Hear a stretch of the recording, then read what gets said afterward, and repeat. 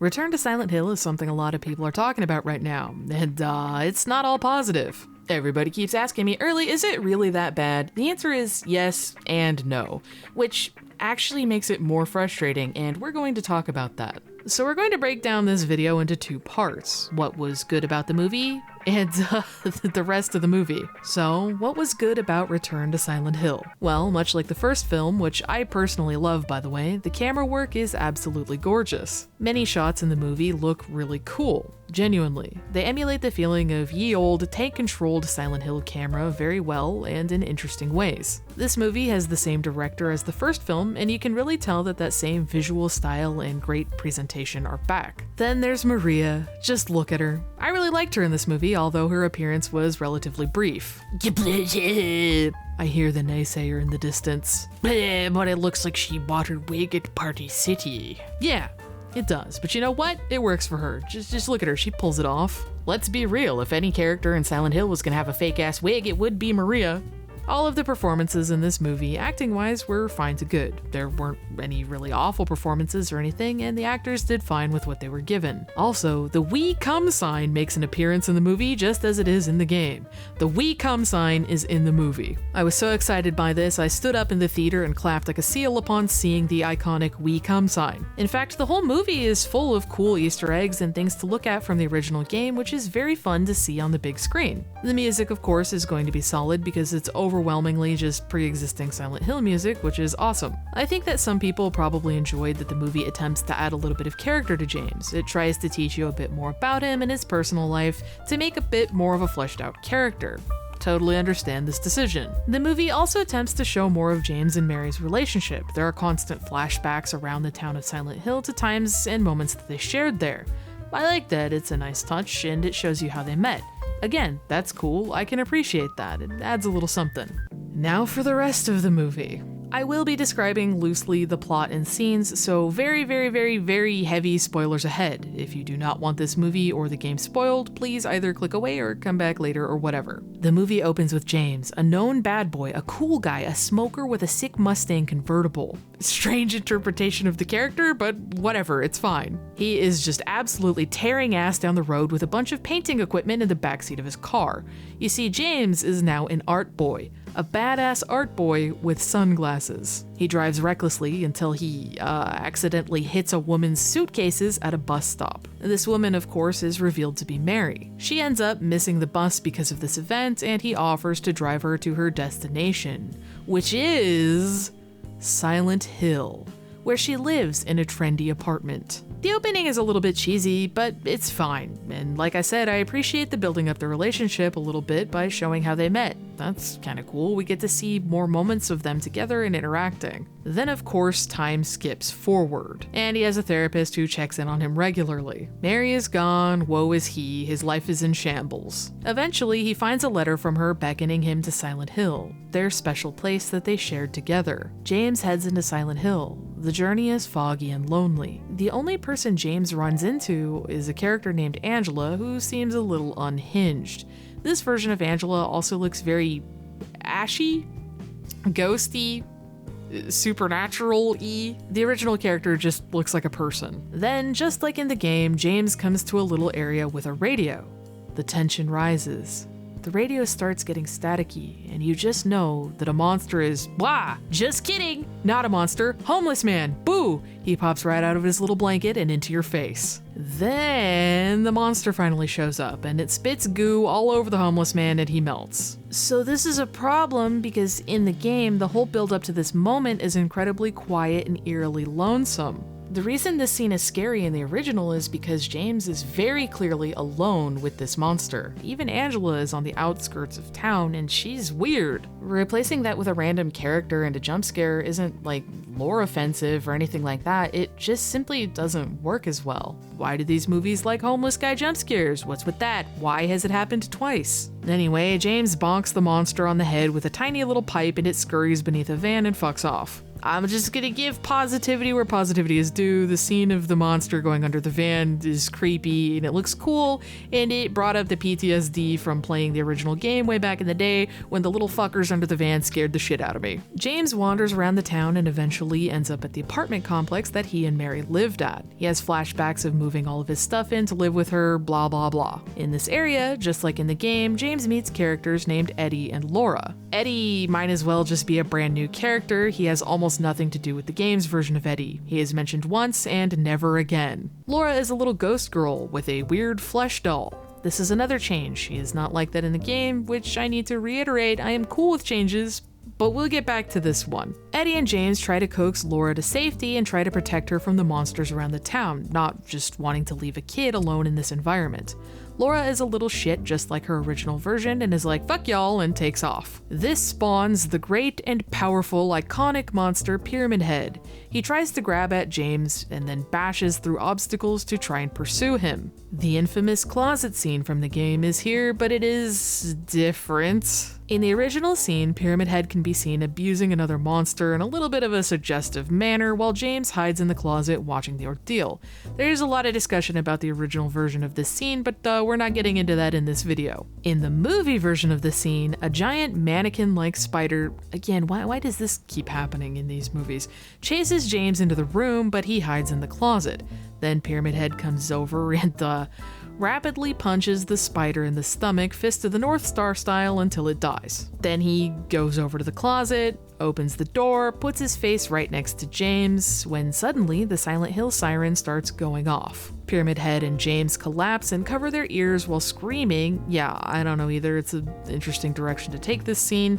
There's also a tiny little hole in Pyramid Head's mask. The camera zooms inside, and inside the eye of the monster kind of resembles our protagonist, James. Throughout this whole segment, James continuously calls his therapist. She keeps trying to convince him to go home and that nothing he sees is real, until his phone dies anyway. James meets a character named Maria who looks just like Mary, but cool. She declares that she is now his adventuring buddy and follows him. James also has some flashbacks that, they tell us that Mary was deeply involved in a cult. Her father was the leader and founder of this cult, and the cult regularly made her ingest drugs. Before, I don't know what they do to her. They pass her around and pretend to eat her, I guess. This is loosely based on a fan theory that in the game that Mary could have been taking a drug that caused her ill effects. Possibly, but the whole cult thing and her father is just made up, which would be totally fine if it wasn't a dumb addition. Anyway, James doesn't like the cult and they don't like him. Mary and James break up due to tension over this. Yeah, they're never married in this game. There's no "where's my wife" guy. They're just going out, and then they break up. This is fucking stupid, and it takes all of the emotional weight out of the story. James and Maria travel to the Brookhaven Hospital where they get bum rushed by the provocatively dressed nurses that are so very tied to Silent Hill's visual aesthetic at this point. The nurses attack them and they try to escape through an elevator. Unfortunately, during this scuffle, Maria gets stabbed in the side by one of the nurses. In the game, the monster that stabs her is actually Pyramid Head, but this subplot is just kind of removed from the movie. Kind of.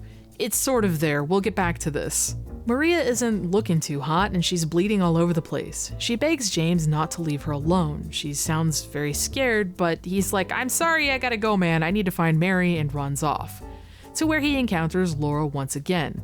Laura tricks him into going into a room and then slams the door shut to trap him. Inside of this room is a haunted hospital bed that was almost a cool design for a second, until it's revealed that the Mary inside of it looks exactly like the Green Goblin. But here's where shit starts to hit the fan and gets so bad that literally every person in the theater I was in groaned, and the guy next to me just straight up gave up and started doing shit on his phone. James suddenly wakes up inside of a psych ward. His therapist had called in a wellness check on him, and apparently all of this has been in his mind the entire time, and he never physically went anywhere. James goes completely insane and obsessively talks about how he has to save Mary. The therapist is like, "Dude, you gotta let her go. She died months ago." What a twist. And what a shitty way to reveal this. The therapist explains that in order for James to get better, he has to cooperate with treatment if he wants to be able to let her go. He does not, so he transports himself back into his mind. He returns to Silent Hill, if you will. Back inside Brookhaven Hospital, James picks up Maria and they start going through a labyrinth of paintings of Mary, and Maria is like, no, don't go any further, please. You have to stay with me forever. You cannot go over there. After speaking with his therapist, James gets really demented looking and is like, I don't give a flying fuck about you, best character in the movie. I want the real Mary. I know that you're fake. Then we get the scene of Pyramid Head killing her by stabbing her from the back. This scene is actually really brutal and very well done in my opinion. If they had actually set up any emotional weight at all to losing Maria, I think it would have been pretty tragic. Unfortunately, they just introduced her too late into the movie, and she had no time to really grow on you like she does in the game, especially in the remake, which I think that they did Maria really well. In the games, there's this tragic theme of Maria dying in front of James over and over.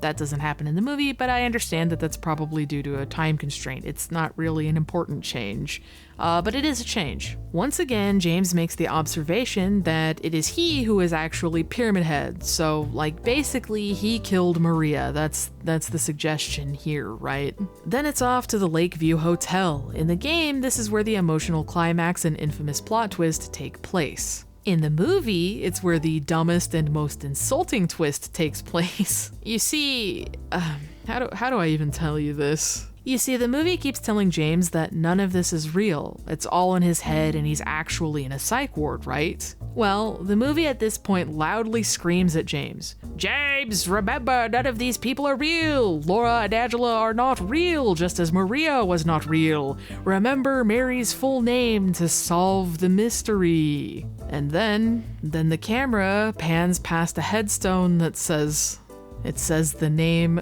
Mary Angela Laura Crane. I was genuinely in shock at this reveal, like, this is bad. So I'm gonna try to be brief here, okay? In the game, both Laura and Angela have really interesting stories. They're really good characters. They're individuals and they are real. They're not part of James's psych ward hallucination. That's not a thing in the original, okay? Angela is a character who was terrorized and sexually abused by her father from a young age. In the game, he's represented as this monster. Obviously, the imagery speaks for itself. It's extremely disturbing and grotesque. Return to Silent Hill dumbs down Angela's story. In this version of the story, she's just a figment of Mary's personality. She's not an individual, and she's not a real person that really experienced this trauma. So this version of the monster presumably changes to represent Mary's cult father, who forced her to be in the cult. The version of this monster in the movie appears a lot more angry, like he's got a big dumb screaming face. Angela is still there, looking disturbed and scared, and of course the design of the room and the monster still implies sexual abuse, but it's also really more of Mary's cult thing, which is very weird. It's a strange way to take Angela's story for sure. In the game, there's a really good tragic scene where Angela and James are on a burning staircase. It's heavily implied that they both see different versions of Silent Hill. James, upon seeing this fiery version of the stairway, comments on it, and Angela says, "For me, it's always like this," before becoming enveloped in the flame and burning to death in her own grief. This, in combination with that whole monster and her entire story, is such a beautiful, well-done depiction of trauma and overwhelming grief, and the whole segment is just profoundly meaningful. I personally am very irritated that they took such a powerful storyline away from Angela and gave it to Mary, who already has her own shit going on. They do the same thing to Laura. Anything interesting about Laura's character is just completely taken from her. It's not explained in the movie. Laura is just a creepy little ghost girl that walks around, and they don't go into her character at all. Why is she even there? Anyway, James goes to the roof of the hotel where he remembers going back to Mary after their breakup because she's sick and in the hospital. Her body is bony, thin, and weak. She's clearly not got long to live, and she's suffering. This illness, in the movie's version of events, is definitely caused by the cult drugging her repeatedly. She begs James to mercy kill her, And so he does. They both press a rag to her face and she suffocates. Once again, stripping completely the emotional impact of the original story. Like, yeah, Mary's suffering and she's sick and she dies and that's sad, but oh my god, is it so much more impactful in the original version. James takes Mary's body to his car and drives into a lake to kill himself. This obviously references the in water ending of the game. In the movie, this resets a Groundhog Day-like time loop where he's transported back in time to meeting Mary again for the first time. And this time, he's going to do things right. This is, of course, clearly a reference to the looping hell theory, but not like in a good way. It's literally more like Groundhog Day, the end. So now that we've gone over the synopsis, let's take a look at the story of the original game and return to Silent Hill stripped down, and I think that you'll immediately see where the problem of this movie comes in. The original story of the game goes like this. James and Mary love each other. Mary gets sick. James watches Mary slowly decay and suffer. James is not free to live his own life due to Mary's illness. He finally smothers Mary and feels immense guilt but also relief. Return to Silent Hill goes like this. James and Mary love each other. They fight over the cult and break up. James comes back one day, sees that she's sick, and consensually mercy kills her before killing himself to reset the time loop to try to have a better life with her. The second version of the story is just less intense overall and skips over a lot of the themes that make the original story work. There are surface level pieces of the original story in the movie, but as an adaptation, it just doesn't capture at all what made the original hit so hard. It's a completely different experience. I don't need a one-to-one adaptation. Return to Silent Hill has a right to exist as a reinterpretation. The issue is that it doesn't build anything for itself at all. In the first Silent Hill movie by the same director, there were a lot of story and lore changes, but in that reinterpretation of the movie, it still explores something interesting. In the original game, Alessa's mother is a basically religious zealot that wants to speed up the birth of a god by causing her child suffering. The theme being explored here is cults and religious extremism, people putting their faith above even a child. In the movie, Alessa's mother loves her and wants to protect her, but Alessa is sexually assaulted, and thus her mother's religion finds her tainted and in need of purification by fire. The movie is still examining a religious extremism, but this time in the form of unfair purity standards. This movie is a commentary specifically on the purity standard of girls. So while it's different, it's still interesting, it's still complex, it's still disturbing, and it's still very much within the themes of Silent Hill as a series. This change works. So it's not about getting a perfect one-to-one adaptation, it's about getting an adaptation that understands the themes and what makes the original games work. Then, as an adaptation, we run into a second problem: the mishandling of all of the side characters. The creators of the games have confirmed that they are indeed all real people, they are not psych ward hallucinations. Once again, I'm open to story changes, but here's what happens when you reduce these characters down to just being imaginary representations of Mary. For one, if they're not real, their experiences as characters just don't matter. A meaningful exploration of a difficult topic like with Angela just becomes watered down and it never fully goes anywhere within the movie. We never get to see Laura's relationship with Mary, and we never learn why she hates James. She's just completely reduced to a representation of Mary having a childlike side. Then we have Eddie. Eddie is apparently actually real in this movie, but no one else is, presumably because his name would have looked weird on the headstone. In the game, all of these characters aren't just random. While they are real people, they do also narratively serve as a reflection of James's experience in some way. Angela with her trauma, Eddie with his selfishness and rage, and Laura with her innocence having to see the truth of the situation. They are representations of things as a tool for the story, but they're also real people within it. The same thing happens if you view the monsters as purely psych ward hallucinations. This causes the movie to inadvertently remove any and all physical threat from James. Suddenly the whole movie gets a whole lot less scary because you know that the monsters can't actually do anything to him. They're not real, they can't touch him, they can't hurt him. Looking at it this way also makes Maria completely not real and not tangible. It just removes so much that's there in the original story. Now, just to be clear on that before someone comments on it, I'm not saying that Maria is real like she's an actual literal person, but she does exist in the same way that the other monsters do. James sitting around in a psych ward all day completely removes all of the elements of the physical town of Silent Hill. And that's the problem. This movie removes Silent Hill from Silent Hill, and that's what went wrong.